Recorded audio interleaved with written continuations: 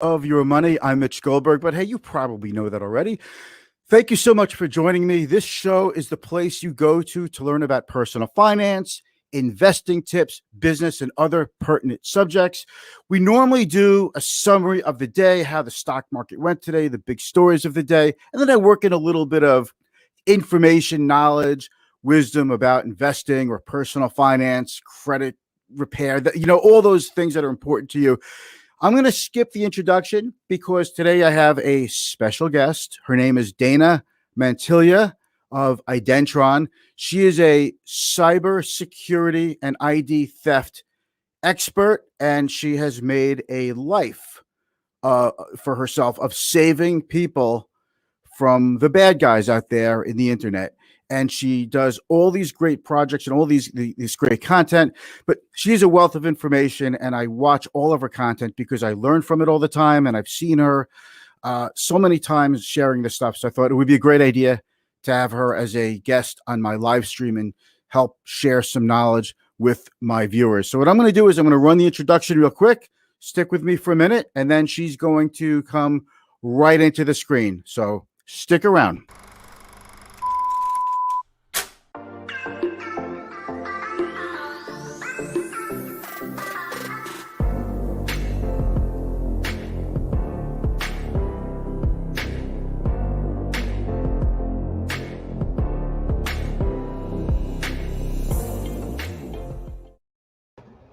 Hey, Dana, how are you?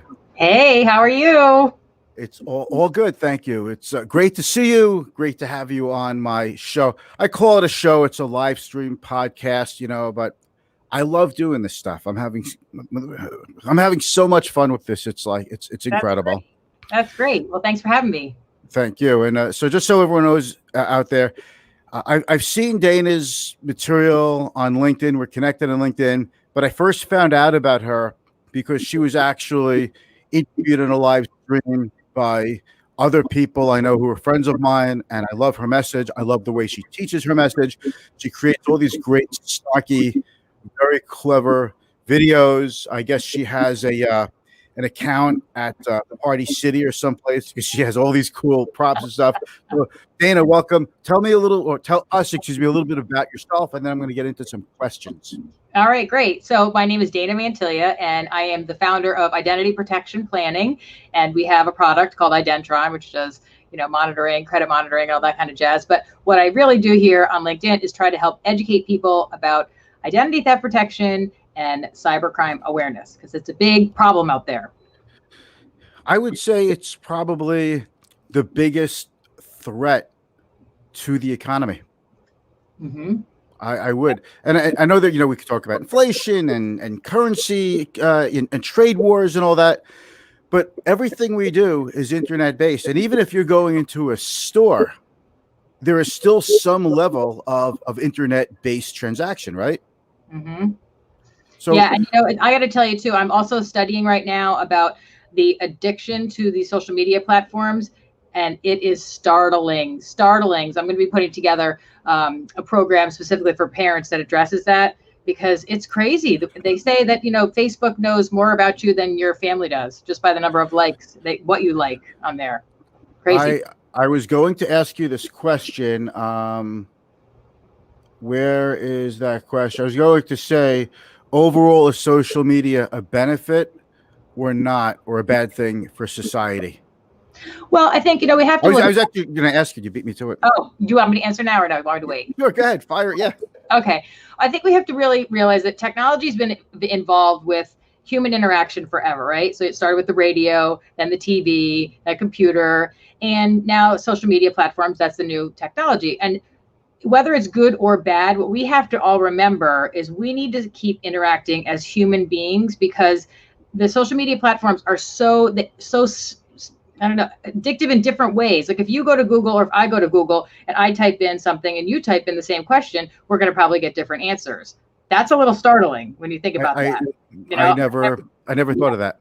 I know. I didn't really before either until I started looking into this. So then it starts to know what you like, and then it kind of gears you towards some of these things. So we just need to really start spreading the word that people need to stay connected on a human level, because it's starting to get taken away from us, especially with the kids. I mean, we didn't really grow up with any of this stuff. So we had relationships and we know relationship skill building, but these kids, they really don't. Everything they start with, is on that device of relationship. And then you take COVID and you throw that in there too, where these kids were home by themselves. And then that just, compounded the whole thing. So I was going to bring that up because, I the last 6-7 months, it's the kids are already on their screens a lot. I have 3 adolescent age children, so I know how much kids are on, and it's even more intense than it was before. Now, even though school started, it's still only every other day in our school district. So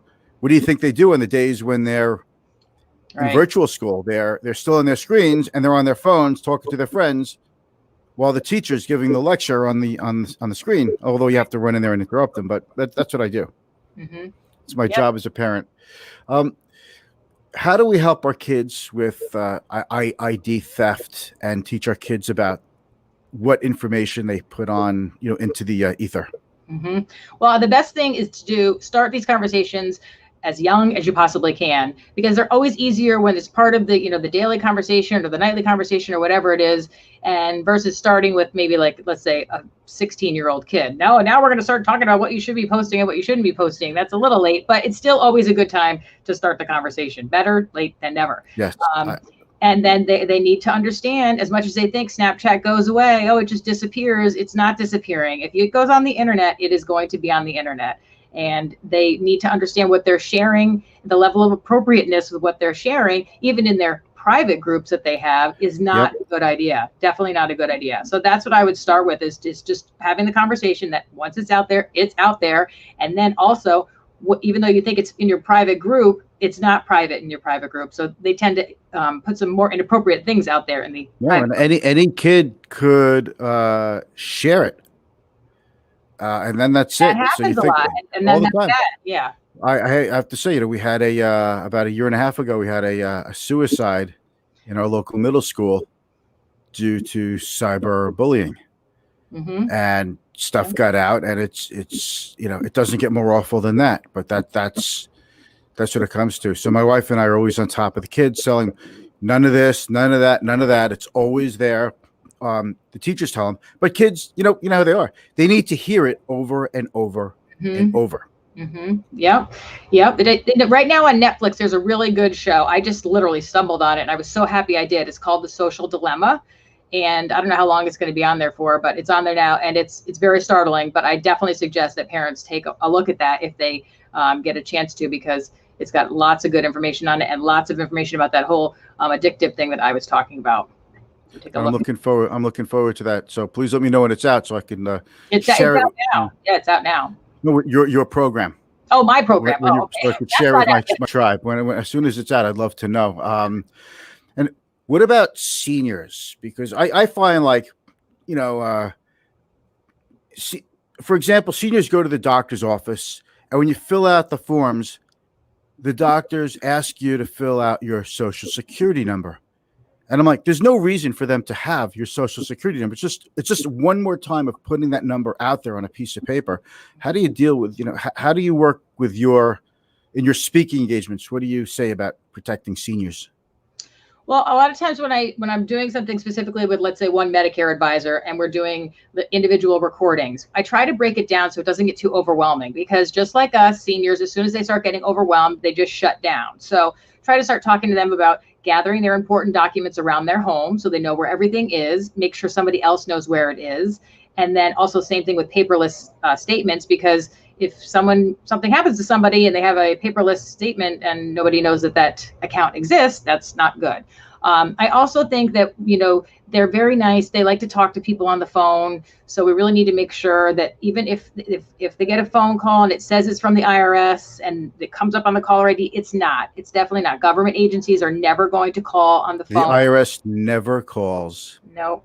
That's what they need to know. There's a term I heard. I don't know if you're familiar with it. I don't know if it's a real term or not, but someone I saw using the word vishing, like fishing, but vishing, voice phishing. So that's basically what it is. I get the calls all the time, the voicemails, and I'm like, You're right. Like I might ever pick that up. I know, but they do, and they're Yeah. charities, fake charities. They're calling about that. Sometimes they're calling and they're saying they're from the Social Security Administration office, and they're going to give them a cost of living adjustment, so they need to log into their account. So now they've got these people on the phone. They're having them log into their account and then share the screen with them, and then they say, "Look, we're giving you a deposit. See, look, we took the deposit. Hold on, the screen's going to go black." And then the deposit shows up, and all they did was move the money from the person's savings account to the checking account. And then they say, "Hey, you saw it? Okay, great. Now hold on 1 second." And then the screen goes black again, and they wire money out to God knows where. So that's good luck getting that back. Yeah, right. Is it even worth reporting cyber crime and theft if there's no shot of getting your money back? I mean, I guess what I'm getting at is there's a certain amount that's reported, and there's probably a lot that's not even reported. Especially, you always hear stories. Seniors are afraid to tell their adult-age children what happened because either they're embarrassed or they don't want to get in trouble, something like that. Yes, there's a lot of that happens where they keep it private and they don't want to let anybody know. I mean, the grandparent scam, that's a big one where somebody will call up and pretend that they're their grandchild and, "Oh, I'm in this dire situation, Mexican jail or something like that. And they got to send money and get me out, and don't call my parents. I don't want them to know, please just help me." And they go to Western Union, and a lot of the times now some of the Western Union clerks are like, "Wait, where's this money going?" And then they kind of stop them. They get caught up in the emotion, and that's what these scammers, play off of. That this poor person's like, "Oh my goodness, my grandson, I have to help him." They're not thinking about, wait, should I find out if anybody else knows where Johnny is, or whatever. So that's another big one. Yes, always. So, is cyber insurance worth having? Is it worth it? Well, on the business side of things, for businesses. Well, I would say let's do the personal first. Let's start there. And okay. Is there such a thing? Yeah. So, like, for example, our product Adentron. So what that does is it monitors what's going on with your credit. It also has a $1 million AIG insurance policy in case there's any, financial loss. There's a team of experts, which that's the other thing too, is that when something does happen, people don't know who to call. They're like, "What am I going to do now?" They just don't know. So you get the restoration center, and they'll help you clean up the mess until, it's all said and done. So that's a peace of mind item. That, number one, if you're not monitoring your credit, you have no idea what's going on with it, and you have no idea if somebody else is using it. So that's something that's very important, and especially with kids, because synthetic identity theft in general is the fastest growing crime in the United States, and synthetic identity is the fastest growing segment of that. So what that is that's when people will steal a child's social security number, and then they will create a fake synthetic person, so to say. And then they can use that. They can build on that credit for years and years, and then one day just dump it. And you don't find out. Maybe you're going to find out when your son applies for a college loan. Yeah, when they apply for their first credit card or a student loan, all of a sudden you find out, wait a minute, what about the $100,000 loan that you have outstanding that you're in arrears on? Mm-hmm. So is it wise to freeze your children's credit? Yes, definitely. And we actually have it right on our website. If you go to identityprotectionplanning.com, you can look under resources, and it'll show you right there how to either freeze your children's or freeze adults. There's two different ways that has to be done. So that's on the website. Definitely recommend doing that. And also, even if you don't want to sign up for a paid service like our product, you right now can go and check your credit for free with annualreport.org at one time per month with each of the credit bureaus, where before this, you could only do it one time per year for free. So you could before, kind of spread it out. Like, I'm going to run it with TransUnion and then wait a couple months and then do Equifax, so people, it's hard to keep track of that. People forget. Right. They do. They want to do it all at once. It's better than not doing anything. So they definitely should be looking and seeing. And just to let everybody know, it does not hurt your credit score. Right. It's called a soft pull. When you look at your own credit history, it does not ding your credit score at all. So go ahead and check it whenever you'd like. It's okay. It's not going to hurt. That's a soft pull. It's not a hard pull like when a bank checks your credit score, and that could maybe lower your credit score by 5 points or so. Mm-hmm. Just a little tidbit of information that's locked away in this egghead of mine. Okay. So let me ask you, what are other ways that we could protect our family? We all have Wi-Fi in our house. Hopefully your Wi-Fi is password protected, but there seems to be gaps in everything. Is it How do we protect ourselves? And is it really possible to be fully protected, or it's just really a matter of taking steps to mitigate your risk and have a plan in place if someone does get through your shield? Mm-hmm.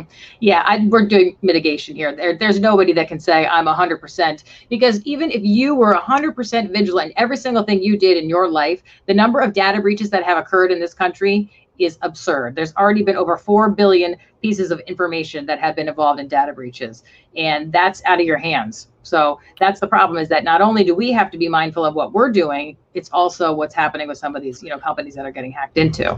Right. I remember when this happened with Target, and that was massive. Yep. And it's because what happened is someone broke into the air conditioning company that serves Target. So it wasn't even Target; it was Target's contractor, their HVAC company that was broken into. Mm-hmm. And then there was the disaster of all, the Equifax one, right? Mm-hmm.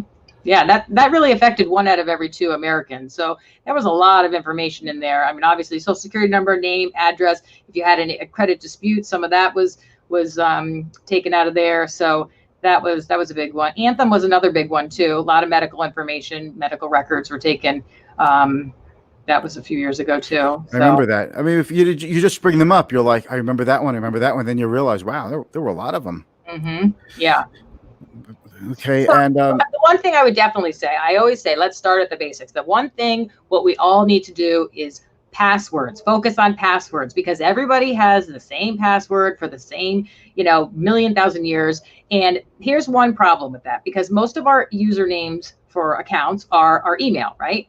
So we put our email in there, and then we use the same password that we use for everything. So now, let's just say Grubhub, for example, they were hacked. Okay, who cares? It's just a little food delivery service. Well, the problem is that, username and password. So they can take that information and they can go to Bank of America, they could go to Facebook, they could go anywhere and just plug that information in. And chances are they're going to be able to get into some of these accounts. And that's really the dangerous part. Yeah, your Amazon, everything.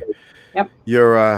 Your credit card account that you haven't used for 10 years or something.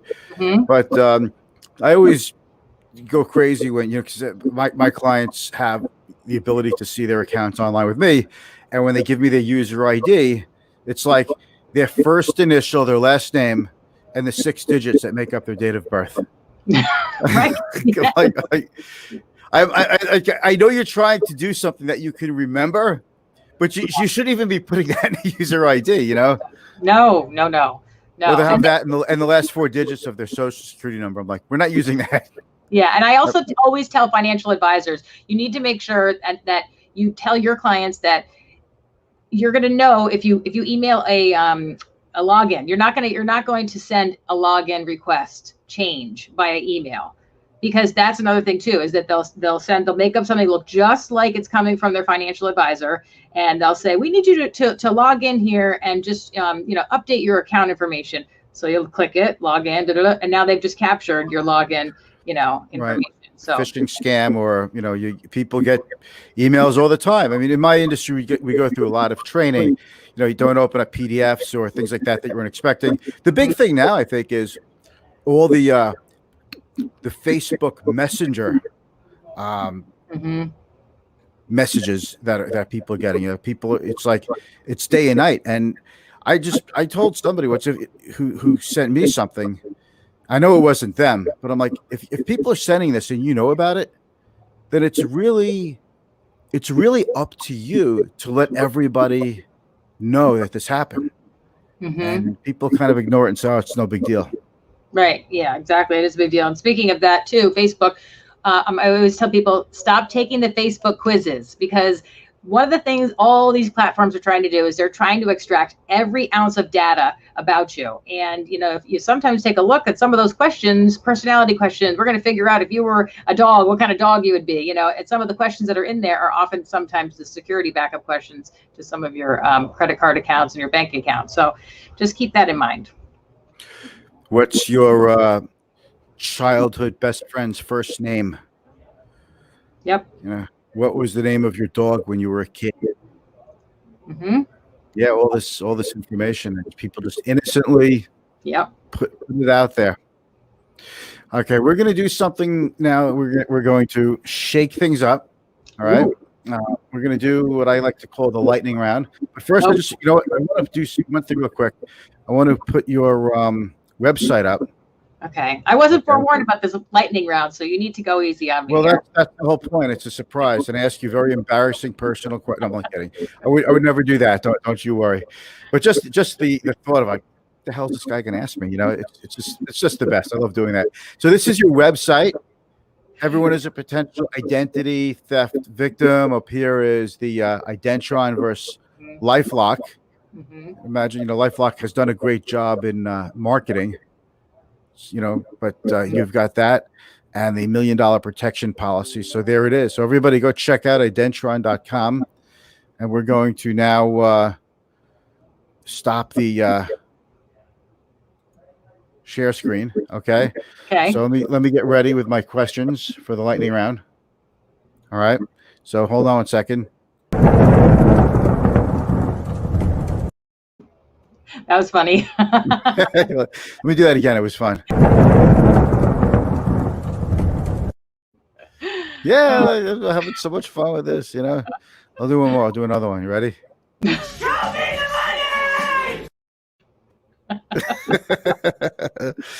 money! Okay, so these are just quick questions. If you give a quick answer, you are certainly allowed to say pass.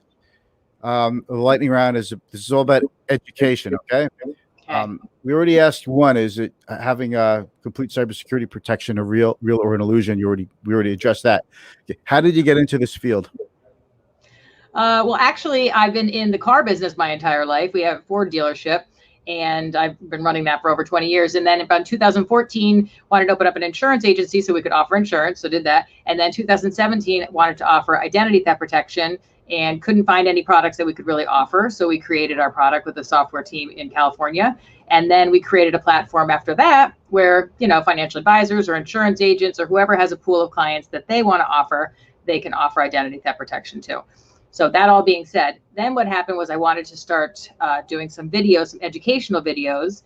And I started on LinkedIn probably about, a year and a half ago, I guess. And I started no likes, no views, no nothing, no love from anybody. And, but I said, okay, I got to keep going. And luckily it's, you have like 20 something thousand connections now. So you've grown a lot in a pretty short amount of time. Yeah, and it's really amazing the relationships you find here on LinkedIn. I'm sure you know too, but it's just people will message me sometimes. I feel like I'm Dear Abby sometimes when they feel like they want to tell somebody, so they tell me and they're like, well, I was just embarrassed to put this in the comments in your video, but this really did happen to me. And I said, listen, everybody can fall for this stuff. Everybody really could. I mean, I had a situation one time, one of my assistants, she came in here with her coat on and I said, where are you going? And she said, I'm going to get all that stuff you were just texting me about. I said, I wasn't texting you. And she's right outside my office at her desk. And she said that somebody had emailed her saying it was me to go buy gift cards or whatever. And then, hey, what's your cell phone number? So the whole conversation jumped over to her cell phone. And so this whole thing, okay, when you get there, just read off the numbers. And, I got a presentation, so you got to do this quickly. Mm-hmm. So she was all gung ho. I said, look, we are in that world. And this almost just happened. Wow. There's two kinds of people in this world: people who've been a victim of identity theft and the people who don't know that they were a victim of identity theft. Mm-hmm. Yeah. How about that? That's pretty clever, right? I like that. It is pretty clever, yes. I'm kind of, look, but this is your lightning round, so I don't want to steal your thunder. Okay, all right. No pun intended. You got to steal your thunder? Yeah. All right. What do you think about the word or the term influencer?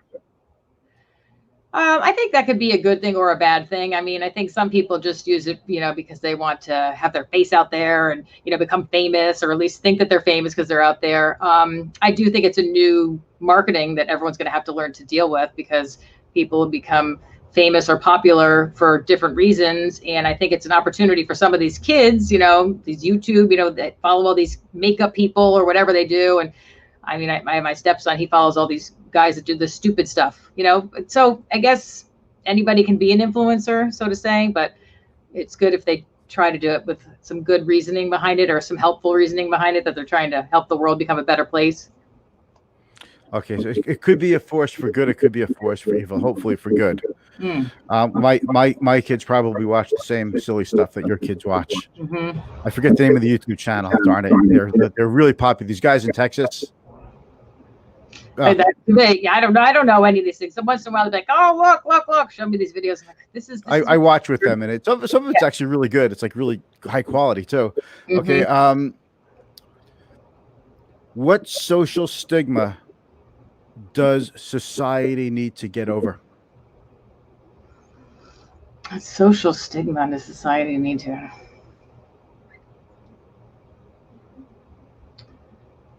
I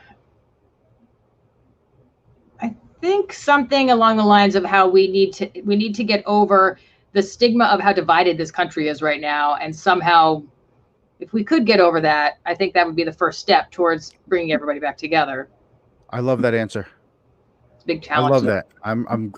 I'm glad I asked you, because as I was asking, I was thinking, maybe this is such a good one. Okay, what do you do for self-care? I think one thing I know about you is you like to garden in your yard or something, right? Yes, okay. I love to garden, and I love to ski.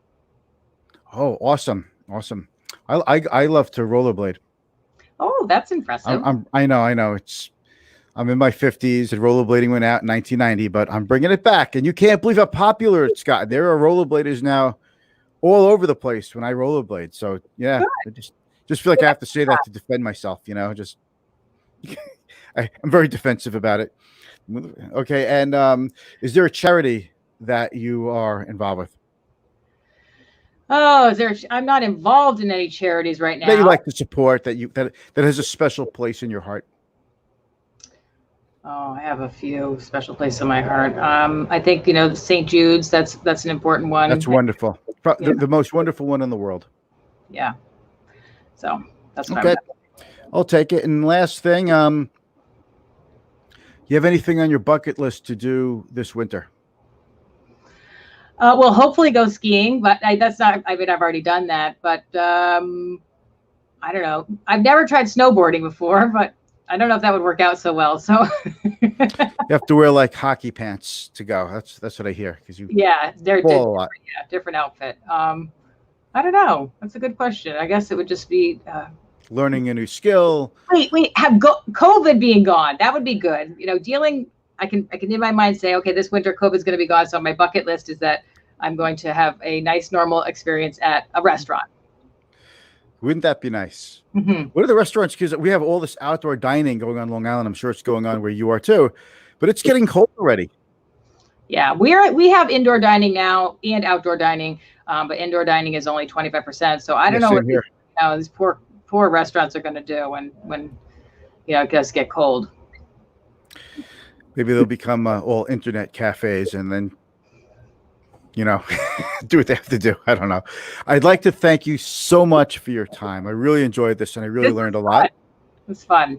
All right. And let's keep in touch, and I look forward to your new program coming out soon. Yes, so I'm going to end the broadcast. You have to do like what everybody does on Zoom. We wave. All right. Bye, everyone. All right. Bye. Take care.